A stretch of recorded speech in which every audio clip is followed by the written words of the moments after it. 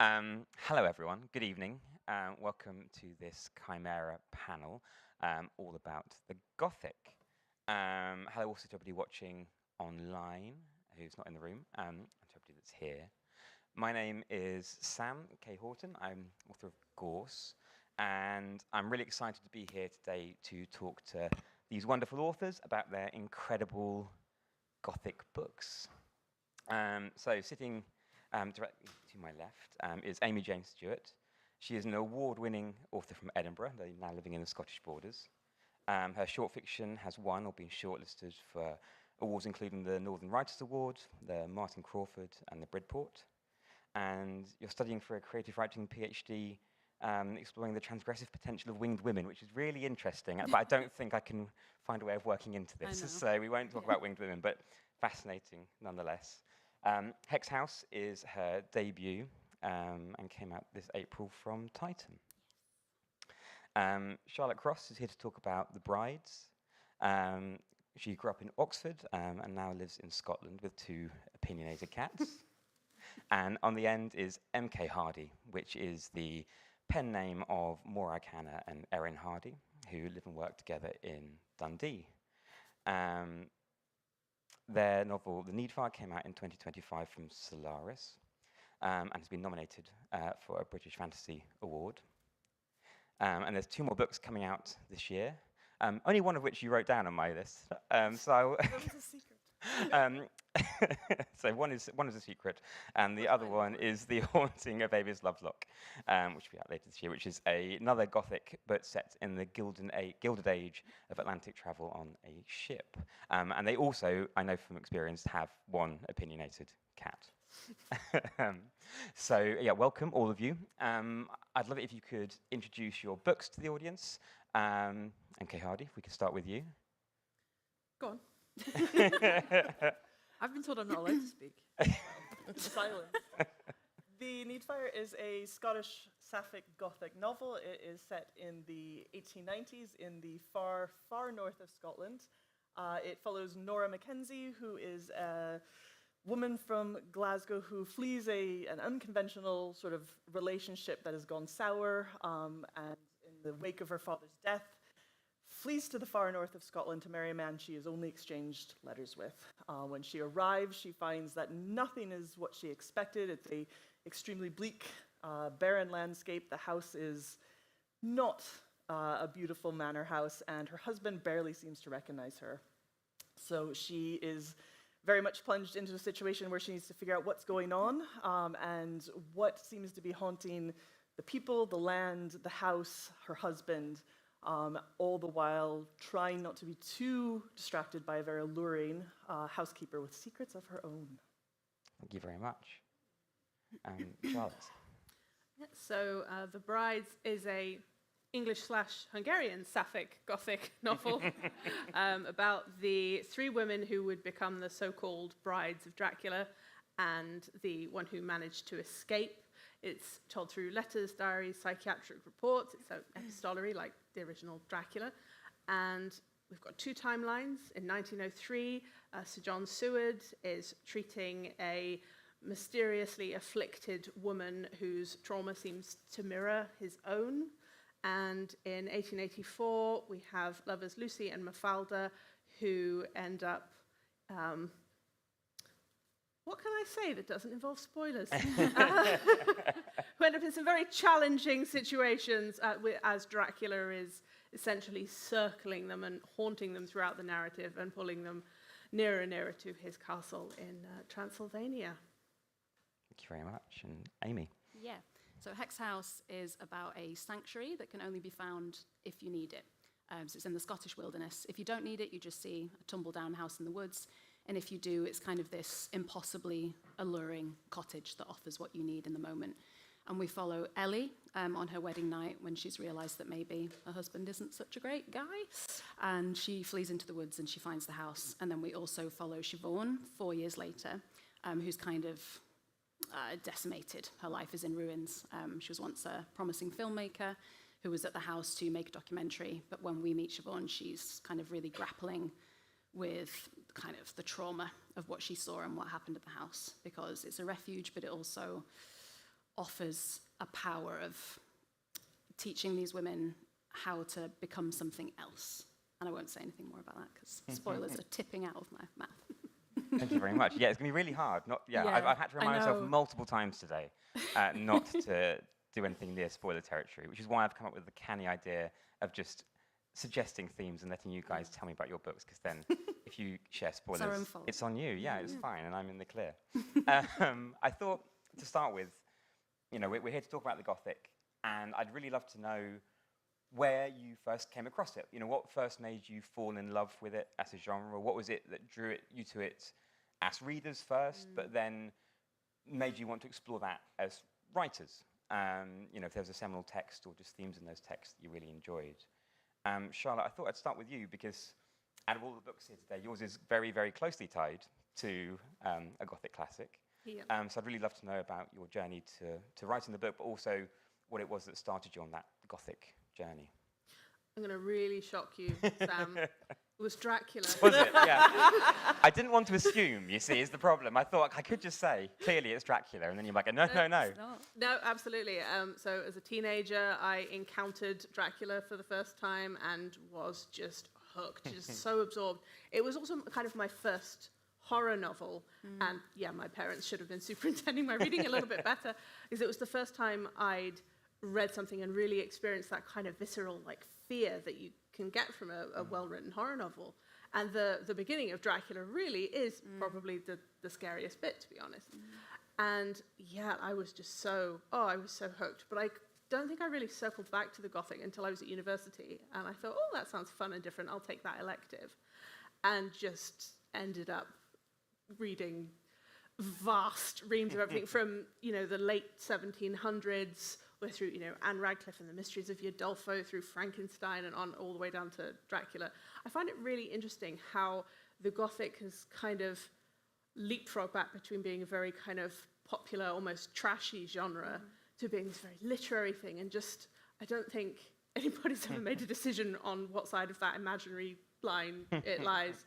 But yeah, I just find it really compelling in the way it seems to change and shift, but the core principles stay the same, this kind of oppressed atmosphere, people who are trapped either in, physically trapped or in a situation, and how that reinvents itself almost every year, I think. Yeah, it's fascinating. It's interesting, and I really love that idea that I think so often parents forget, they check everything else. They check films, they check television. So easy to forget books and the wonderful transgressive nonsense that's in them that you can happily read alone without anybody being any the wiser. Thank you, that's really interesting.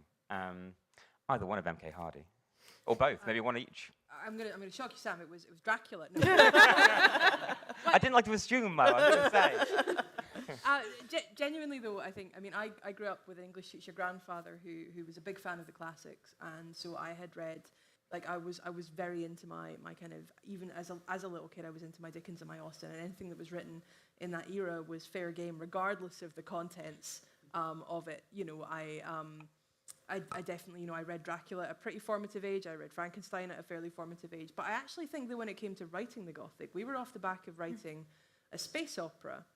And I think that actually Needfire as a Gothic novel, we sort of, I don't know, we kind of invented it, Sam. We invented the genre from scratch. But I mean that in a way that I think actually often when you... And I don't know if you can maybe comment on this, actually.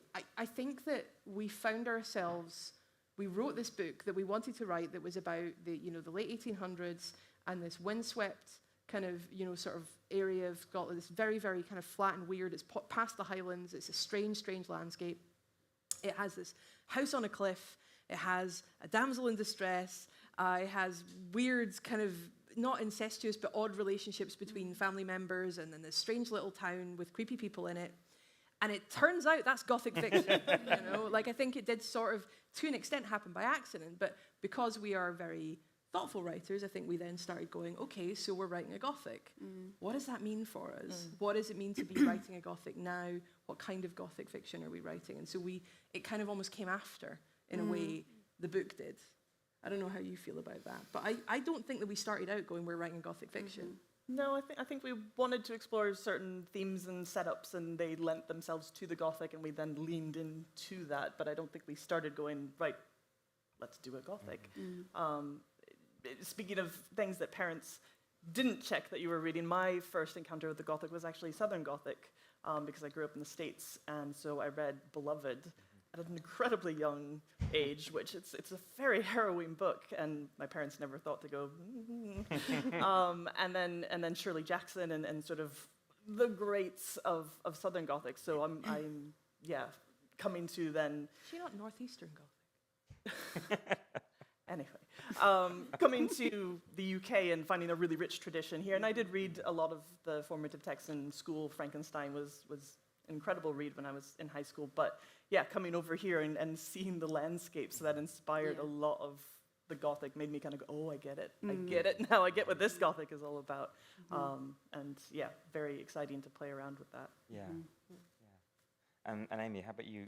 How did you start, and why was it Dracula? Yeah, it's definitely Dracula. Well, I'm going to jump on the Shirley Jackson train because The Haunting of Hill House was my introduction to horror, to the Gothic, and again, shouldn't have been reading that at 12 or whatever it was. No. It's like, oh, it's a book, it's fine, she's reading, great. I don't know, are there any authors in the room who did not read the wrong thing at a formative I think it's a rites of passage, you have to. That's what we do. Get a Are little there bit any parents that are traumatized. now realising they should be doing something else when they get home and checking what's on the bookshelves for their children? Oh, shh. It's fine. It's fine. It's fine. But I love that, and also how that translated onto the screen. You've got the 50s version of Haunting of Hill House, and you've also got the really campy. I love that film We are, so much. We are split on this in our house. Really? I'm 50s all the way. Oh, yeah. I mean, that's the better film, but the 1999 one is just unreal. Liam Neeson, Catherine Zeta-Jones. Lily Lily Taylor. Yes. So I love that. And also Susan Hill, Women in Black. I read that, and then I saw a stage show of it in high school. And I remember thinking, this is so scary. Why is it so scary? Because it wasn't bloody and it wasn't gory. And I was thinking, it's the atmosphere that's making this terrifying. And how are they doing that? And I think that's what I like about the Gothic so much, is that it's suggestion and this almost kind of cinematic attention to mood. And that has such a powerful effect over everything else. You don't need to show anything. You can suggest it in the Gothic, and that's really powerful. It's really interesting, because everything all of you said in answer to that question, it's all stuff I'm hoping we can touch on it, and it's interesting to see those commonalities and those threads. And I'm wondering, when you're writing, at whatever point you realise that you are writing Gothic, whether you've gone in knowing you're writing Gothic, whether it's become a Gothic or you've discovered it's a Gothic as you're writing it, do you become aware of that tradition and the, quote unquote rules of that genre? And if so, how do you feel about adhering to them? Do you feel bound by those, or are there rules that you think should be broken? Amy, if we could perhaps start with you. Yeah, I think because Hex House has at its centre a house, and I think when you're working within the Gothic, a house in that space comes with a certain set of rules and perhaps a precedent that you feel like is the archetype of a Gothic house. And I guess I wanted to be a bit playful with that and just think, well, could I still make it feel Gothic and still make it feel horror saturated if it was actually really cozy and it was actually really welcoming and inviting, and there was a lot that was quite vivid and textured and saturated. So I think I wanted to be loyal to the fact that it's a house in the woods and there's some kind of pathetic fallacy at play, but also, what if it's a place that you really wanted to go to? It's a haunted house you run to, not from. So I think that I wanted to stay faithful, but also play within those confines, because I think there's a lot of writers now doing really exciting things with the haunted house and making it feel slightly different and transplanting that idea into different places and seeing what that does. So yeah, I think it's such a rich, fertile ground for the Gothic. I think the house and both novels also play within that to varying extents. But yeah, so I think the house for me was the main Gothic archetype in Hex House.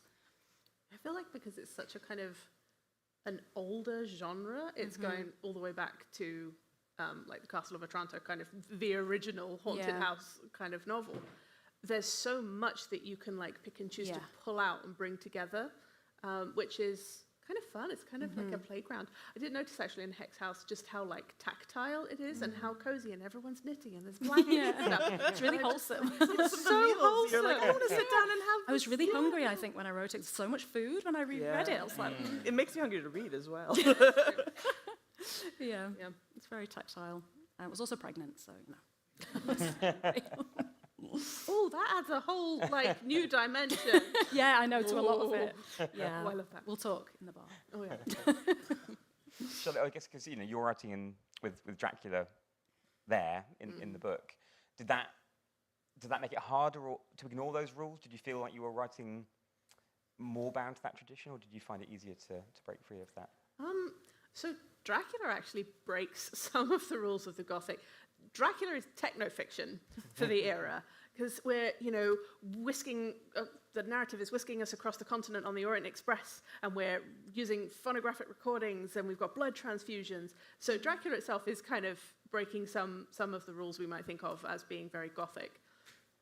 But my Dracula is very much like Bram Stoker's Dracula. Plus, I enjoyed kind of playing within the confines of Dracula, and where can I push it a bit rather than drawing from the entire tradition, if that makes sense. Like, I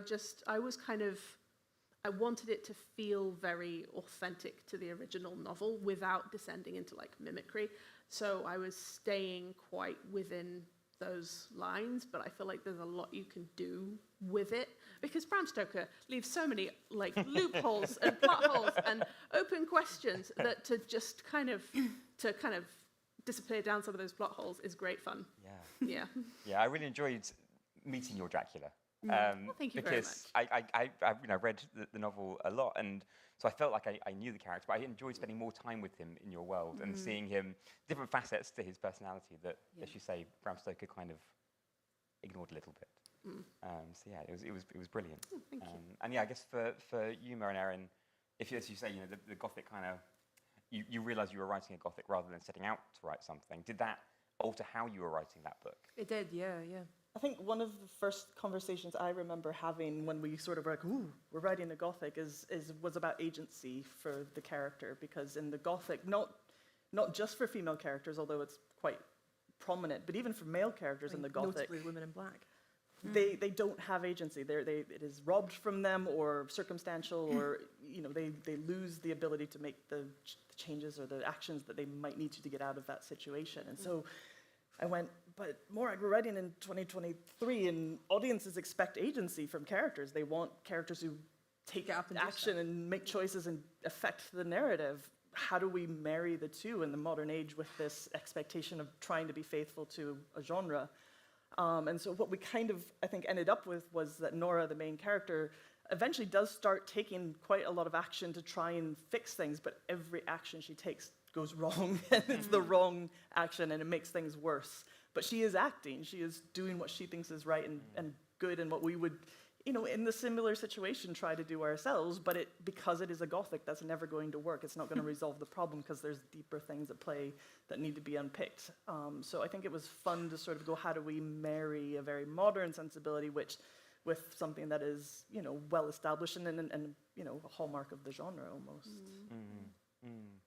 Yeah, I think that's talking about agency is really interesting, especially looking also at the role of the house in the books, because what struck me reading all of the books was that to a greater or less extent, these characters are willingly going to a place which is fulfilling the role in the book of the haunted house, of the place where these things are going to happen and get unpicked. And I was curious to know how you approached writing those places, both Hex House being a place, as you say, which ostensibly looks like quite a nice place to be. It's a place of refuge. It's a place you go if you're in need of refuge. And even in your book, Charlotte, in The Brides, you have these women who they're traveling to try and improve their station. They're trying to travel to improve their lives, to be with the people that they love. And in Corrin House, in the Needfire, Nora has gone there because she feels like it's the right thing, and she feels like it will be helpful. And so I'd love to know how you shaped those spaces in your novels, and perhaps if there's any places that you drew from, or things that were important to you to depict in those houses. Perhaps, Charlotte, if we start with you, because again, you've got the Dracula's Castle, which is in the book, but also I was interested in the hospital that is there as well, because it struck me that Lucy, when she's there, she's there to be helped in this place that traditionally has been a location in these books, which things can go really wrong. So those two houses in your book I found really interesting. Okay, so to talk about the castle first, in the 1884 narrative, which ends at the castle, there's like a progression. Every house and every home the characters are in is less and less safe until they end up at the castle. And by the time we get to the castle, we all know where we're going. The asylum in which the mysterious patient, who we're not going to name because it's a huge spoiler, ends up. That is a very real place. I lived round the corner from it at the time I started writing. It's Littlemore Asylum in a suburb of Oxford now. Then it was a village outside Oxford. And the asylum buildings are still there. They're all flats now. And during the pandemic, my partner and I would go on our like little pandemic walks around the buildings. So I've been there a lot and seen it a lot. And it just has this vibe. It just has this very uncomfortable vibe. And I wanted to play with that a little bit. The tension between the Dr. Stewart, who's trying to modernize and who's trying to be a good doctor and not the kind of what we might think of when we think of 19th century asylums, and the history that he's dealing with, and to some extent the training that he's had. But it's almost like the asylum is almost safer than some of the houses the characters actually pass through. But yeah, so the houses in the 1884 narrative are just out my brain, but the Littlemore Asylum is real, and it's so, oh gosh, it's so nice as a writer to write something that you can see and you can physically be there. Because I planned to do the travel, but of course the pandemic, had to rely on Google Maps. Yeah, that's interesting. I wonder how many books have been written now through Google Maps. That otherwise, Well, we can Bram follow. Stoker didn't go to Transylvania, so. That's true. Corin House, again, is it feels like a very realised place. Do you have an idea of what the role that house plays in that book, and could you see that clearly when you were writing? I mean, Corin House is any number of Scottish stately homes, but kind of imagined as a space where someone would live. And I think that's something that, I grew up on the Isle of Arran, and our local castle was Brodick Castle, and my grandfather was a tour guide there, so I have been able to roam quite freely in that house. Felt that cut out, but I think we're okay. I'd been able to roam quite freely around the castle, and therefore I was able to see it more as like, okay, if people were living here, what would it be like? And it had been lived in during that era. And actually the big wall of deer's heads are from the hallway of Brodick Castle. There's something like sort of 85 deer heads just mounted on the wall when you go into the main kind of hallway of the castle, which is wild. But I think a lot of people think of castles as quite kind of spindly and spiry. We think of your kind of Germanic or your very Gothic sort of castles, and a lot of Scottish castles are just brown boxes. You know, they're very, very square. They're very sort of woven with quite narrow corridors inside that are going into these rooms. A lot of them are very dark, and I think we wanted it to have that sense of claustrophobia. I think that for me characterises those stately homes in Scotland, and for it to also feel a little bit dated. The wallpaper is old wallpaper. It's not current to the period where the book's written. It's from 70 years before. The house has a bunch of paintings that feel like they hearken to a character who no longer exists in that house, or does he?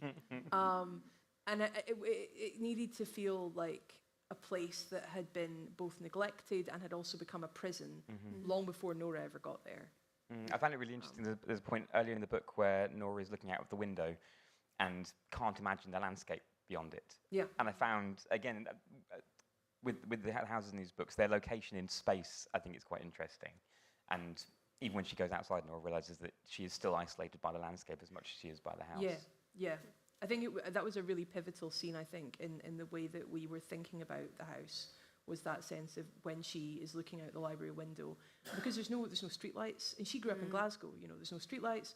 The town is on the other side of the house, so she can't see the lights from the town. There's just the sea, and so all she can see at this time of night is dark. It's February, and so it is literally there was nothing outside this house. It's interesting. I think Hex House too, obviously, this is this place that arrives if you need it, and is not going to be found if you don't. And out of the three houses in these books, it does seem like the most welcoming, the most sort of the most pleasant place to arrive in. Where did it come from? Did you have a sense of the house early on when you were writing, or did? Yeah, well, the very first image I ever saw of the book was Ellie running into the woods, and then I was thinking, what is she gonna find? And I think there's a line in the book that's, you know, a woman in the woods alone isn't usually the beginning of the story; it's usually the end. But I wanted to kind of subvert that fairy tale trope and say this is just the beginning, and the house that she finds is actually a new chapter for her. And I had to strike quite a delicate balance of making the house, making it feel convincing that she would actually stay, but also making it seem threatening enough that we know some red flags, like we know everything's not quite. So it was constantly trying to strike that balance of, you know, it's really warm and welcoming, but why are there like claw marks in the floor, and why is all the food going off, and these kind of like uncanny occurrences kind of rattling through the house. It was a constant kind of tightrope walk between those. And because the house, it's kind of a fairy tale creation, we were kind of talking before about I'm frightened of writing historical fiction because I'm scared of getting something wrong, so I really admire like people who can do that. I just like making stuff up, so no one can tell me that I'm wrong about it. You make stuff up too. Great, that makes me feel better. But it does definitely draw inspiration from different places. Like there's definitely there's some Hill House in it. There's some like, I don't know what the estate is called in the yellow wallpaper. I don't know if yeah, there's definitely some. The threat is in the walls energy kind of thing.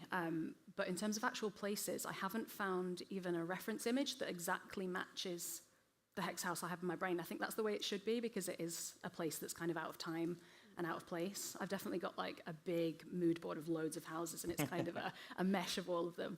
But yeah, I think I drew ideas from it to kind of patchwork this place that is sanctuary but is also threat. It's interesting. So I was thinking when I was coming up with these questions, I wanted to talk obviously about the role of women in your books and how they interact with these places that they have been driven to by trauma in their lives. And I started off by thinking, oh, of course, you know, historical fiction, often women weren't written very well. They didn't get these good stories. And I thought actually Gothic is almost the thing that bucks that trend. There are a lot of historical Gothic books where we do get some amazing female characters. And I was wondering if you have an idea of why that is in the Gothic. What is it about the Gothic that lends itself to telling these stories of fascinating, complex female characters, and yeah, how that helps shape the characters that you have in your books. Mo and Erin, if we start with you. You can talk about this. I hope I can. I think it does, to me, come back to that question of agency because it puts a character, you know, in this instance, a woman in a place where that's stripped from her. But because it's a narrative, because it's a story, we see the development, and usually she will triumph. She will regain that agency. She will burn everything to the ground and run out of the house in her floofy dress. And I think it can be hard when you have a character who can do anything to make that interesting, because if they're not challenged, then what's interesting about that narrative? So if you have a character who is constantly thwarted, who can't trust her senses, who's being gaslit by the people around her, you know, the very architecture is working against her, you kind of root for them all the more because you want to see them overcome that, because it does mirror so much of, you know, a feminine narrative that we are undermined and told we can't trust our own senses anyway. So I think it works really well, specifically with female characters. But as I said, I think if you look back at the Gothic, there are plenty of men who get their agency stripped away as well. And Jekyll and Hyde and Frankenstein and Dracula, all the men are going through a very similar thing where they can't trust what's around them. They are constantly being thwarted. And I think it just can be a very compelling character to follow for anybody. It's interesting, Charlotte, in your book, you know, Dracula has got some incredible female characters, and you're focusing on characters from that book where essentially you are giving them agency, you are giving them a voice. How was that? You know, did you have an idea of what their story should be, or what it was that got them to the point in Dracula where we originally met them? Well, I came to the idea of building on the brides, about whom Stoker tells us absolutely nothing. They're just sort of there for no reason. And I started from the perspective of why. Why does Dracula have these 3 women shut up in his castle? If he's chosen them to be his companions, then why are they kept behind a locked door? I started from there and sort of almost worked backwards. There is a literary theory that they're all speaking English. When I read that, and I thought, nah. But nope, you go back through the book, and yeah, you can interpret them as speaking English because Harker understands what they're saying. So I thought, all right, if they're speaking English, if they come from England, how? Why? And it just sort of grew out of that. But yeah, so why are they speaking English? And answering the question, why has Dracula chosen these women? And I read so The Brides is my first novel ever, the first novel I ever wrote that I ever finished. Wow. And I read a bunch of writing advice at the beginning. That's ridiculous, Charlotte. Is it? It's true, I'm sorry. Is that ridiculous? Amazing. It's ridiculous. I mean, I tried before, but that was the first one I ever got to the end of. I'm sorry. Didn't realize Personally offended. offended. It's pretty offensive. It's fine, carry on. We'll move past it. It's I okay. read a lot of writing advice, some of which was extremely terrible in the beginning, but one of those pieces of advice was think about what your characters want. And so thinking about what Dracula wanted from them and what they wanted for themselves, I kind of worked towards each other like that. But it's going back to agency. They've all had agency to a point. So they've all had the agency to kind of pursue what they've wanted until we get to the moment where Dracula starts to take that agency away from them. I hope that answered the question. We went around a very big Oh, it did, yeah. When these questions answered, as long as we say something, we're fine. It's okay. I guess you have 2 very different sort of female protagonists in your book, in Ellie and in Siobhan. And I wanted, when you were approaching them, I guess it goes back to what Charlotte was saying about what the characters want, what their outcomes were. How did you meet those characters? You know, and how quickly did you understand what they wanted in that book? Well, Ellie, her voice was always kind of with me from the beginning, but Siobhan originally, it was always dual POV, but hers was in the house still, and it was within one timeline. And then I kind of figured out that didn't work and took her out and made her kind of dealing with what she'd seen. And immediately, this really angry, spiky, unlikable character came out, and I was like, oh, I'm obsessed. Like, She's great. Siobhan's brilliant, yeah. I think she was so fun to write because she just does things that I never would. And people always ask, oh, you know, is Siobhan you? I'm like, no. No. But yeah, she was really fun to write. And I think she's a foil to Ellie in that they had to be really different in order to have these 2 voices. I didn't want them to kind of blur and become indistinct from each other. So I knew that they needed to be kind of opposite in how they approached things and what they wanted and what their motives were. Because Ellie is just looking for safety. She's looking for immediate respite from the thing that she's running from. Whereas Siobhan is kind of looking, she doesn't really know what she's looking for, but she needs healing. And she's going about it in all the wrong ways and has some pretty unhinged coping mechanisms. And she's quite self-destructive. So it was really refreshing, actually, as a writer to do, and I wrote it completely chronologically, from start to finish, and one chapter, and it was really great to step in and out of those moods and those kind of people. But the stakes for both of them are equally high, and I think that is quite a hallmark of the Gothic, is stakes. It's always this kind of, there's a lot to lose for everybody, and I think that's part of the Gothic, just being unashamedly dramatic, you know, and just not being afraid to shy away from everything's big, you know. And often the Gothic is about things from the past coming up. Yes. Yeah. And so it's not just an individual thing, it's this years and years Yeah, it of can be ancestral, kind it of can be familial. rot coming up, and Yeah. having to expose that is Yes. necessarily going to be pretty explosive sometimes. Yeah, and to do with kind of secrets. There's lots of secrets in the Gothic, and I think in Hex House there is kind of a core central secret that everybody is dancing around for the whole novel, which perhaps contributes to that atmosphere of it feeling like, what is at stake? I'm not quite labeling it. But yeah, I don't know if that answered the question either, but I said stuff. You said stuff. That's all we need. Yeah, definitely said. That's how I go through life. As long as I'm saying stuff, it's fine. So I think, if I'm right on time, I've got about 5 minutes left. Ish. Yes. Oh, 10. Okay, fine. Well, I've got lots of questions then. Fine. But I would quite like to talk about Scotland. We're here in Scotland at Cymera, a Scottish festival. And you all live in Scotland. And 2 of the books set in Scotland. I'm curious if Scotland has influenced your writing, and if Scotland is just innately Gothic. Mo's staring at me, so I'm going to start with Mo. So I don't know if Scotland is innately Gothic in the sense of the atmosphere and mood and aesthetic of the Gothic. I think that actually, your classic kind of, whether it's the northeast or the south of America, or it's England, most of the Gothic canon is kind of from those sorts of areas of the world. Certainly from the Anglosphere perspective, it's not an awful lot of Scottish Gothic out there. Although I would say there are a few notable texts, and certainly there were writers like R.L. Stevenson was a Scot, but he wasn't writing in Scotland. I do, however, think that Scotland's history looked upon from the present is a particularly rich seam that can be mined for Gothic themes. And that's something that we certainly did with Needfire. We were preoccupied with the aftermath of the Highland clearances. And I think also with and it's funny because we're working on a horror novel right now, which is kind of the contemporary revisiting of that exact same theme. That idea of what we have done to the land and the legacy of guilt that we've been left with by that, I think is an incredibly rich area for exploration from a Gothic perspective. I do think, however, that Scotland also has a strong thread of Presbyterianism to its literary traditions. And I don't think that lends itself to the Gothic because it's very restrained.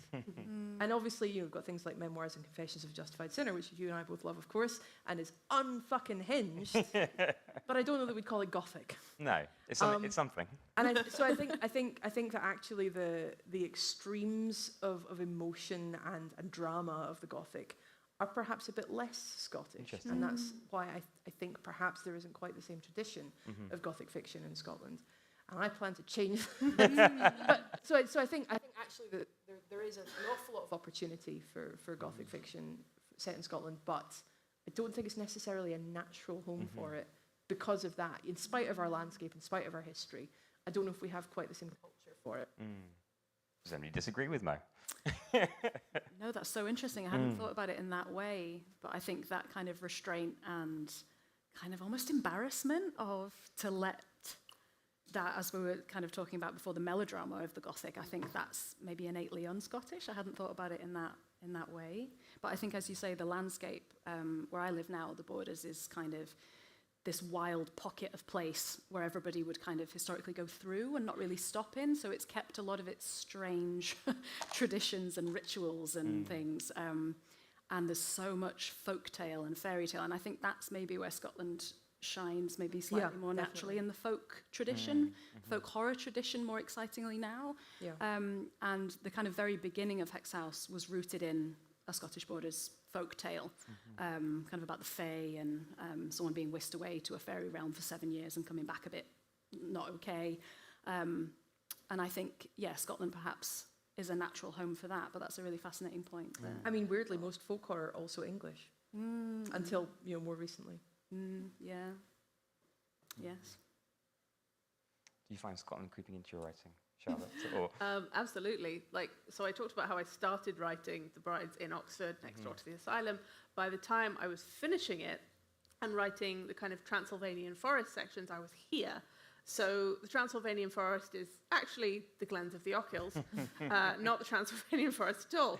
But I did draw on that landscape for the kind of wilder landscapes because it took me so freaking long to write this thing that I'd moved 400 miles in the meantime. So yes, definitely. And my next book is set in Scotland. So exciting. Yes. Yeah. It was mentioned at the beginning, I'm sorry, I can't remember who said it, but about the Gothic kind of fluctuating between trashy and literary and all these things coming in and out of fashion. I wonder, where do you think it's currently sitting? Or do you think those labels aren't as helpful anymore? Yeah, I don't think that they are as helpful anymore. I think it's just such a continuum, but also I would say all fiction has value and I think there's a tendency to think of literary fiction as being this one thing, possibly slightly miserable, possibly written by an old white man, possibly a dead old white man.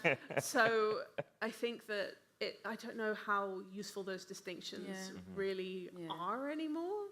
I don't even know how I would describe where all of our novels sit. And it does feel a bit kind of like snobbery. It feels a bit classist Yeah. to say this is literature and this is not. And I also wonder if there's some like sexism historically in there as well. So I would say I think the Gothic has had a resurgence recently in film, TV, books, and I think a really nice thing is that we are seeing different people from different backgrounds using the Yes, Gothic yeah. to explore things. And I think there is something classy about that, that we are finally getting these stories told. So Mexican Gothic and Isabel Cañas writing about Mexico and the history and the the secrets bubbling up there. Lots of people writing from different sort of backgrounds and using the Gothic to unpick those sort of histories, I think, is really wonderful and is something to be valued. And some of those books are incredibly, dramatic, and there are wild things happening, but I think they've got that grounding in the truth, and finally unveiling it is really valuable and strong. Yeah. That's interesting. As somebody who delights in being literary trash, I'm glad that we can we can have slight bleeding of these things. Before we go to audience questions, I'm wondering, are there any stories, any books that you think are ready to be retold or ripe for retelling, ripe for a reframing, ripe for a recontextualization, that you can think of that you would love to have a look at? I've had fucking enough of retellings. No. I mean, riffs on things are one thing. I think that's also I think what I'm I talking think really. Yeah, I mean, like everybody, if you look at things like from that era, League of Extraordinary Gentlemen, and then later Penny Dreadful, the massively underrated and underwatched Penny Dreadful, were a fabulous kind of mishmash of historical with fictional of that kind of era in the 19th century. I love that stuff. It's just really good fun, and it's particularly good fun when it works as its own kind of rip-roaring story, and then it also has this kind of rich seam of references that if you've read all of your kind of everything from, I guess, like Mark Twain to R.L. Stevenson to Bram Stoker, and you can get all the references, you're like, yes, I am both having a good time and extremely clever. So yeah, I love those. It's the dream. Those mishmashes. Then you've got, is it Susan J. Morris that has the what is it, Sherlock Holmes's something, Moriarty's, I don't know. There's Moriarty and Harker's Daughters. there you go. Solving crimes. That I'm into that stuff. With that being said, I'm just craving people coming up with their own characters and ideas from scratch. Yeah.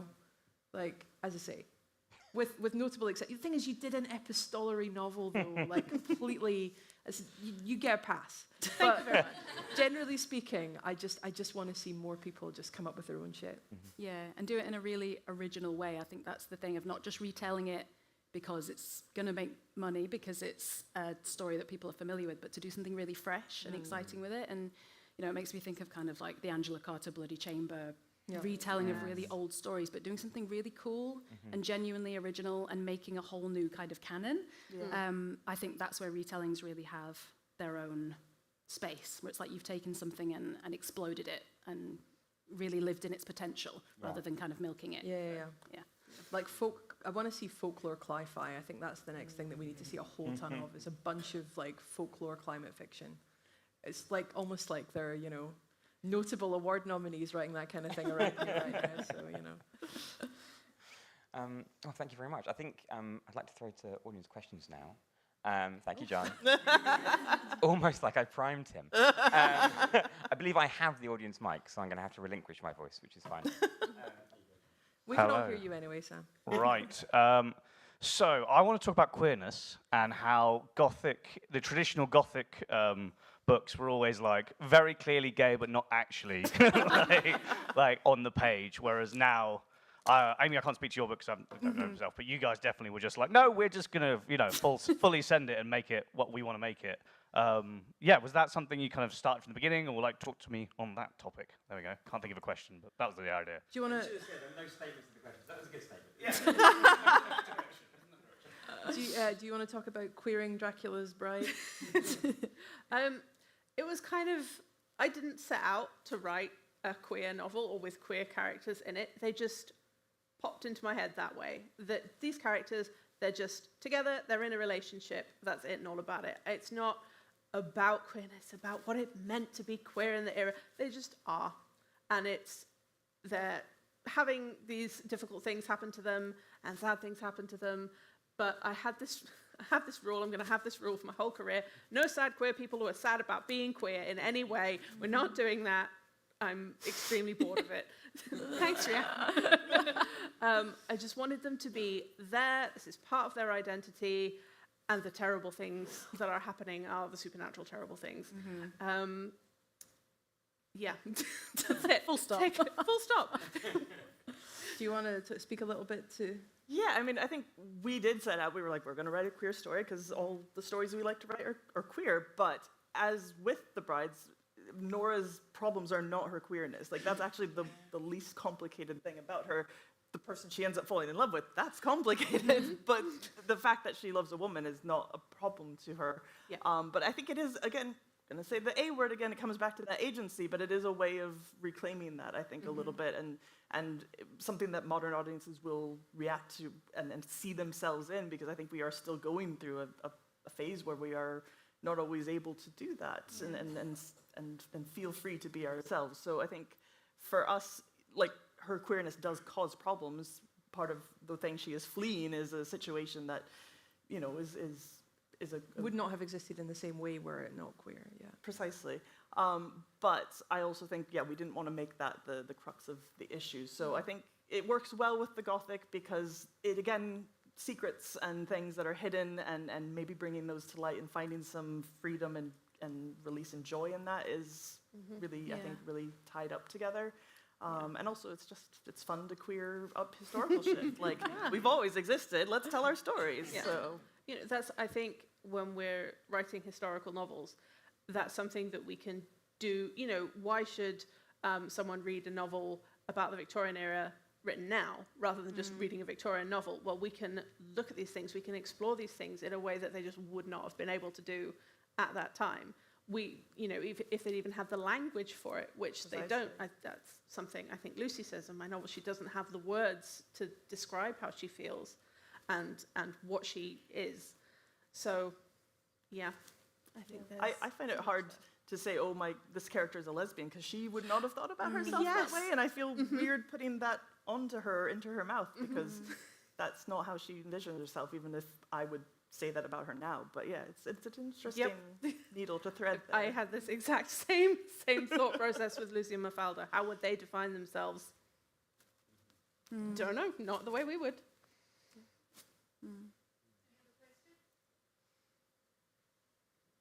Just making you walk. Run. Don't run. So not necessarily a question, but just a compliment for Sam for some excellent questions and discussion. It's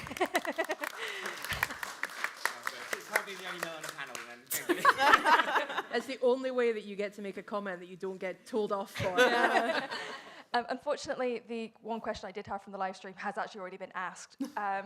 So I would like to ask one, if that's all right, as a volunteer. And aside from sort of the quintessential classics of like Dracula and Frankenstein, etc., what would you class as like a good introductory text to the Gothic for somebody that might not be as comfortable reading that particular genre because of the various horror elements and stuff? Jane Eyre. Yeah, I was going to say Jane Eyre every single day of the week. Or if you want a pastiche, Northanger Abbey. You took the words out of my mouth. Yes, Northanger Abbey and Jane Eyre, that was a fantastic pairing. Northanger Abbey is unbelievably good. I think you need to read Jane Eyre first, though. Do you think? Yeah, because if you read Northanger Abbey and then you read Jane Eyre, you'll just snigger your way through Jane Eyre. I see what you did there. Northanger Abbey quickly deconstructs the Gothic completely, so you come out of the other end going, well, I know what this is all about now. But yeah, those pair in that order. Anyone else? Sorry, I just feel like Gothic novels have like a lot of rules unspoken that a lot of other genres don't have. So how do you know when to like play into those and how to break them to like make your stories better? Oh, I don't know if Gothic has more rules, does it? I think it maybe has motifs Yeah. that you Yeah. can Yeah, okay. adapt as you see fit. I think somebody said before, it's like a playground, it's like a sandbox. I was thinking it's like a toy box. Yeah, Like there are lots of you can things you can pull take out- out and play with. Yeah, pull out what fits. And I actually don't think you need a lot to make something feel Gothic. Yeah. I think a lot of these little details speak for themselves quite strongly, and I think maybe that's, for someone writing Gothic, feels less restricting than rules. Because I think once you get that into your head, that's probably quite daunting to think, oh, now I have to write within these parameters, whereas, that's where I think genre isn't that helpful. It's like, I didn't know I was writing Gothic either, much like you said. I didn't even know I was writing horror, really, and then someone told me, I was like, oh, yeah.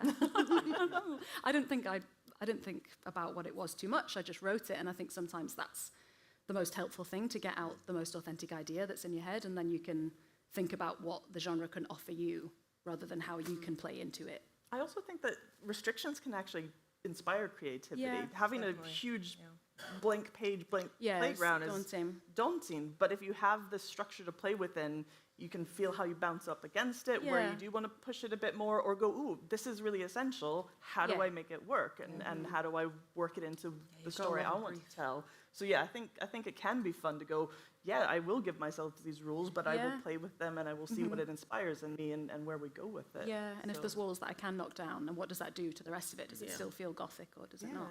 It's also Yeah. fun to subvert reader expectations. Yes. There's that too. One in the back.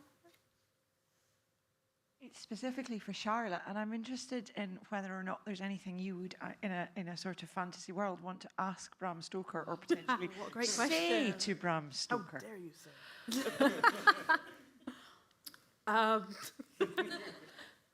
Dear Bram, I need your notes, and I'm going to need some graphs. I'm going to need a map.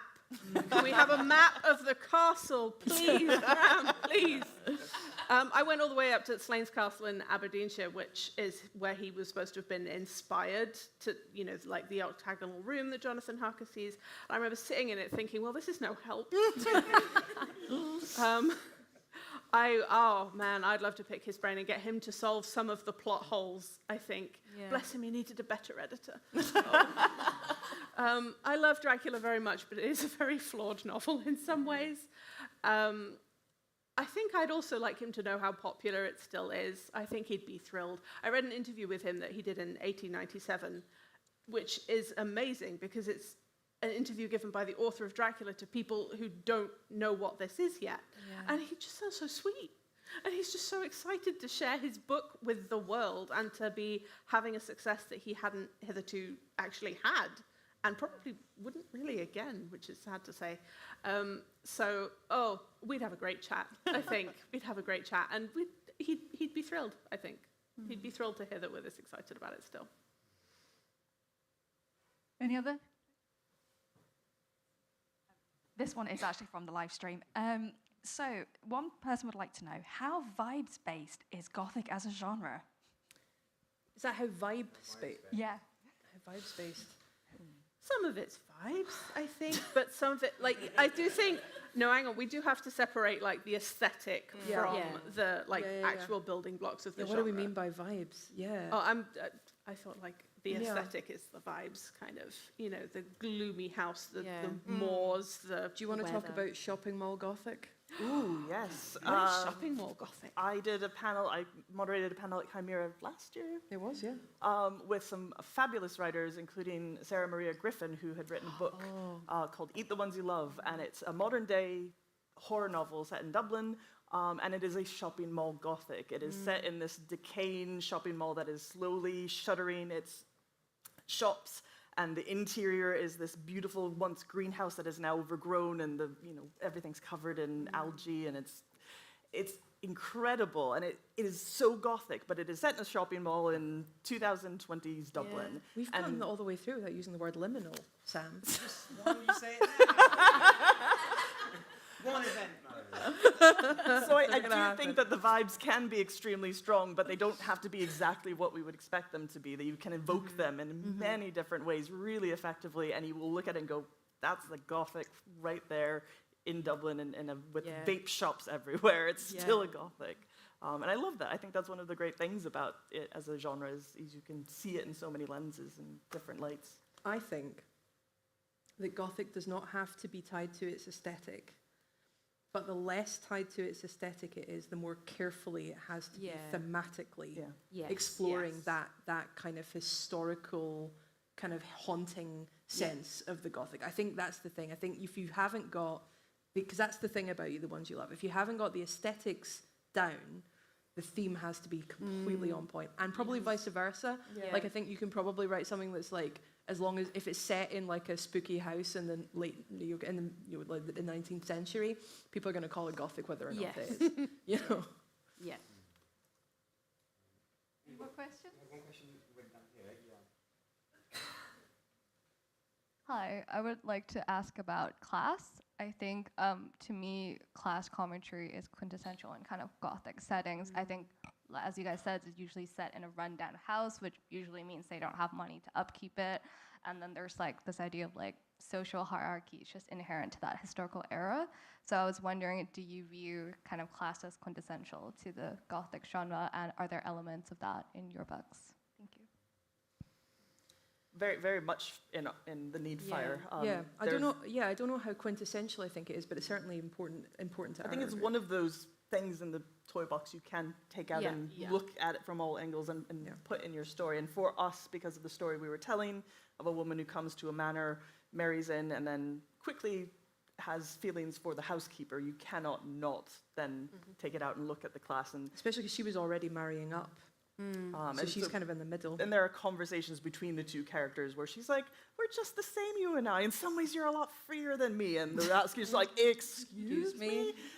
Which was really fun. You know, you want to be able to see those conversations on the page sometimes because, we can't just keep pretending that love transcends all. There are things that are stronger than that and more ingrained in our consciousness, certainly in these types of stories. So we really played with it a lot, but I don't think it has to be. Spin off into a whole separate panel where all we do is complain about somebody like Emerald Fennell getting to make Wuthering Heights. Who allowed that?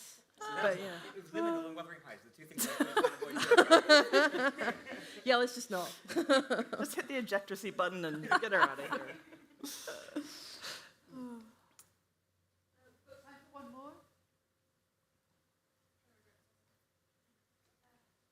So going back to like Scottish Gothic and Scottish history, is there anything you would want to see coming out in the next couple of years, or any ideas you'd want to see in literature or anything?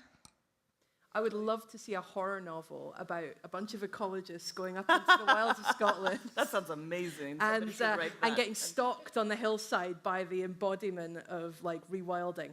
Sorry, no, I'm just trying to. It's not sold yet. So specific. Is George Sanson in here? But Charlotte, you're writing your next book is in Scotland. Yeah, my next book is set in Scotland. It's two separate timelines taking in the same place. One is in the Viking era, so Viking Age Scotland, which I don't think I've ever really read a book about like Scotland in the Viking Age or a novel in this kind of way, and one set in the aftermath of the Second World War. So it's the same place and two different timelines, and that is very Scottish. It's based on a specific place. I don't actually know how much I'm allowed to talk about it yet, but we're doing it anyway. So it's. They're both very Gothic timelines in slightly different ways. So I have had fun playing with some of the the hallmarks of the Gothic in an era where you wouldn't really think about it. I kind of wanted to take it for a spin and see if you could have a Gothic Viking Age novel. But it's like you said, if you take it away from the aesthetics, you do have to have the themes have to be really on point. Yeah. But so yeah. But there's more I'd love to do. Like, I find Scotland to be more inspiring than sad little village in southern England, to be honest. And I think there is a lot about Scotland that hasn't been explored yet. Yes. I think a lot focuses, on Edinburgh because it's so outwardly Gothic and it's so beautiful and it's so magnetic. But there's so much about Scotland and so many little weird places in Scotland that I feel lend themselves so well and are kind of ripe for adaptation. And just going to put my hand up for the borders. Like, come on. I think it's a liminal space. Yeah. And We've broken the seal now. I'm sorry. It's just, I don't know, a pocket of wild that I think is so unknown, and I think I want to see more stories. It's so rich with story, and I don't see any of that in mainstream publishing. I'd love to see more of it. Yeah, the Borders has got. I mean, when I studied Scottish ethnology, there are so many borders towns that still do things like the ball game, which is this kind of like New Year sort of sports that's played, and that's all about liminal space. They have to throw the ball over the thing, and the seal's broken now. It's gone. It's gone. If anyone wants to say liminal now, just we get it out. actually Liminal. We were in the Borders for, I think, the first time I've ever stayed in the Borders in my whole Was it life. in Stow? Did you go? Yes. Was this, Yeah, it was yeah. near Was Stow that right for the outside, Cymera retreat, Yes. which thoroughly recommend everybody.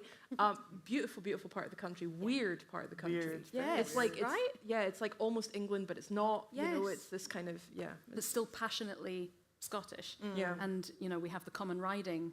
Each town, there's about like 10 towns, each one has their common riding where they basically ride on horses around the perimeter to like stop people getting in. And there's it starts at 4 a.m. And I basically live on a high street, and just horses and silver band and everything past my house. It's not a choice to opt in. Everyone's like, right, you live in this town? Yeah. You know, it's that kind of thing. And I just think, let's write more stories about that. Excellent. Thank you very much. Well, last thing I have to do is to say thank you very much to all these wonderful authors for talking to us today and answering my questions and the audience's wonderful questions. So please, round of applause for our authors.